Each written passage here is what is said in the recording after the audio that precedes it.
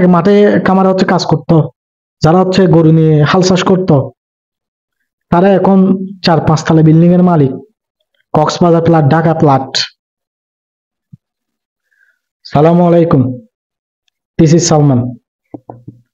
অনেকেই বলে আওয়ামী লীগের সবাই অশিক্ষিত, বেশিরভাগই অশিক্ষিত, কম পরিমাণ শিক্ষিত এটা বলতে পারবেন। হ্যাঁ, সবাই না, বেশিরভাগ অশিক্ষিত।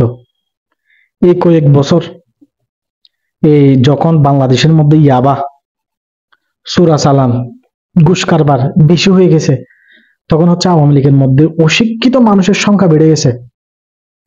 এর আগে কিন্তু আওয়ামী লীগের মধ্যে কিন্তু অনেক, আওয়ামী লীগ একটা বড় সংগঠন, 2 নম্বর মানুষ বেশি হয়ে গেছে আওয়ামী লীগের মধ্যে। সুদকুর, ঘুষখোর সবাই আওয়ামী লীগের মধ্যে জয়েন করছে। কারণ তারা যখন আওয়ামী লীগের মধ্যে জয়েন করছে, তারা হচ্ছে ওই ক্ষমতা কাটিয়ে দুর্নীতি, চাঁদাবাজি, ঘুষ, হ্যাঁ, এগুলো সব খাইছে। যারা কোনোদিন একটা পিলার করতে টাকা পাইতো না, তারা এখন 3-4 তলা বিল্ডিং এর মালিক। কেন? তারাই নাকি আওয়ামী লীগের সভাপতি, তারাই নাকি যুবলীগের সভাপতি, হ্যাঁ, তারাই নাকি যুবলীগের সহ সভাপতি। যারা হচ্ছে আগে মাঠে কামারে হচ্ছে কাজ করতো, যারা হচ্ছে গরু নিয়ে হাল চাষ করতো, তারা এখন 4-5 তলা বিল্ডিং এর মালিক, কক্সবাজার প্লাট, ঢাকা প্লাট। ভাবতে হবে, বুঝতে হবে, কথা বলার আগে বুঝতে হবে। আওয়ামী লীগের মধ্যে শিক্ষিত মানুষ আছে, বাট তাদের দাম নাই।